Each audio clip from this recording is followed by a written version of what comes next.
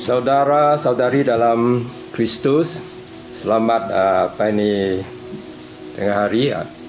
Saya Patang, masih hidup. Perkongsian saya pagi hari ini ialah dari 1 Yohanes bab 4, baca dari ayat 7 hingga 12. Izinkan saya baca. Saudara-saudara yang kukasihi, marilah kita kasih mengasihi, kerana kasih itu datang daripada Allah. Sesiapa yang kasih mengasihi lahir daripada Allah, dan mereka mengenal Allah. Sesiapa yang tidak mengasihi sesama manusia tidak mengenal Allah, kerana Allah itu kasih. Begitu kasihnya Allah kepada kita, sehingga Dia menghantar anaknya yang tunggal ke dunia supaya melaluinya kita mendapat hidup yang kekal. Demikianlah kasih. Bukan kita mengasihi Allah, tetapi Allah mengasihi kita lalu menghantar anaknya sebagai korban pendamaian bagi dosa kita. Saudara-saudara yang kukasihi, Allah amat mengasihi kita, maka haruslah kita kasih mengasihi. Tiada siapa pernah melihat Allah, tetapi jika kita kasih mengasihi, Allah tetap ada di dalam kita dan kasihnya disempurnakan dalam diri kita. Tujuan besar atau big idea dalam petikan ini ialah supaya kita tahu macam mana kita hidup sebagai orang yang mengenal Allah. Mari kita kaji dengan teliti ayat demi ayat di dalam petikan ini. Ayat 7 dan ayat 8, kalau kita baca di dua ayat ini, kita dapati bahawa Yohanes telah bahagikan manusia kepada dua golongan. Golongan pertama ialah mereka yang kasih mengasihi, dan golongan kedua ialah mereka yang tidak mengasihi sesama manusia. Dan berdasarkan atas sama ada kasih atau tidak ada kasih, Yohanes bahagikan manusia ini kepada golongan pertama ialah mereka yang kenal Allah, dan golongan kedua yang tak mengasihi, mereka tidak kenal Allah. Tapi kadang-kadang ini boleh mendatangkan kekeliruan, kerana kalau kita tanya siapa saja di jalanan, sama ada mereka kasih atau tak mengasihi orang lain, mereka tentu akan jawab, oh, saya kasih anak saya kasih bapa saya. Dan kalau kamu tanya Richard Dawkins itu ialah atheist yang pertama dalam dunia. Atheist ialah orang yang tidak percaya Tuhan. Jadi kalau kita tanya Richard Dawkins, Dawkins, kamu ada mengasihi orang lain ya? Tentu sekali dia akan kata, oh, saya mengasihi isteri saya, anak saya. Tetapi dia tidak kenal Allah. Bahkan dia tidak percaya Allah itu wujud. Jadi apakah solusi atau macam mana kita terangkan kekeliruan ini? Dan jawapannya ialah di dalam ayat 9 dan 10. Saya baca ayat 9. Begitu kasihnya Allah kepada kita, sehingga Dia menghantar anaknya yang tunggal ke dunia, supaya melaluinya kita mendapat hidup yang kekal. Itu ialah kasih yang dimaksudkan oleh Yohanes. Apa yang bahasa Malaysia terjemahkan sebagai kasih, sebenarnya dalam bahasa Yunani katanya ialah agape. Apa itu agape? Agape itu ialah kasih tanpa syarat dan rela berkorban. Jadi sebagai ditunjukkan oleh Allah lah. Allah begitu mengasihi dunia sehingga Dia hantar anaknya, supaya barang siapa percaya kepada Dia tidak akan binasa, tetapi memperolehi kehidupan yang kekal. Itu Yohanes 3:16. Dan di dalam Roma 5:8, Yesus Kristus mati bagi membayar upah dosa kita. Jadi itu ciri pertama agape atau kasih Alkitabiah, rela berkorban sehingga mati untuk kawan. Nombor 2, ayat 10, ciri kedua.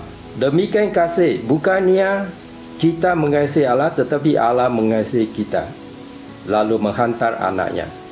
Apa maksud itu? Allah tidak tunggu kita mengasihi dia sebelum dia hantar anaknya.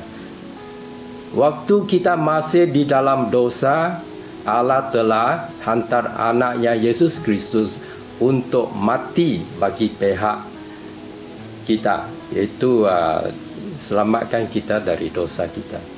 Jadi itu ialah ciri-ciri kasih Alkitabiah atau agape, rela berkorban dan ambil inisiatif. Ini lain daripada kasih dunia. Kasih dunia ialah berasaskan kepentingan diri sendiri.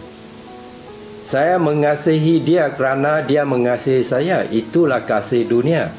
Saya mengasihi dia supaya dia lain kali dia akan jaga saya waktu saya sudah tua. Itu ialah kasih maksud atau tafsiran kasih oleh dunia.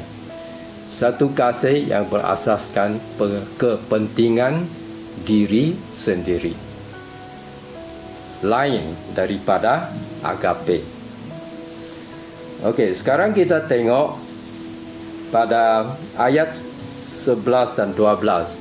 Dua ayat ini memaklum kepada kita kalau kita kenal Allah, macam mana kita harus hidup.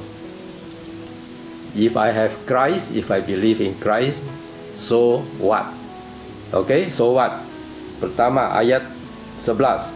Saudara-saudara yang ku kasihi, Allah amat mengasihi kita, maka haruslah kita kasih mengasihi. Itu saja. Implikasi pertama ialah kalau Allah hidup di dalam kita, kalau Allah telah mengasihi kita dan kita sudah terima kasih Allah, dan kita harus mengasihi orang lain. Tidak lain, tidak bukan. Itu saja. Kita juga harus menjadi manusia yang mengasihi. Dan kasih ini bukan sekadar cakap-cakap atau dengan mulut saja. 1 Yohanes bab 3 ayat 18 ajar kita bahawa, dengar sini, ayat 18. Anak-anakku, janganlah kasih kita di mulut sahaja. Jangan di mulut sahaja. Kita hendaklah kasih mengasihi melalui perbuatan dan kebenaran yang sejati. Jadi, ini bermaksud kalau kamu kata kamu ialah orang yang mengasihi, kamu harus laku kasih. Perbuatan itu penting, bukan sekadar cakap saja. Nombor 2, macam mana kita harus hidup? Tidak sesiapa pernah melihat Allah, tetapi jika kita kasih mengasihi, Allah tetap ada di dalam kita dan kasihnya disempurnakan dalam diri kita. Manusia tak pernah melihat Allah. 2000 tahun dulu orang nampak Yesus Kristus.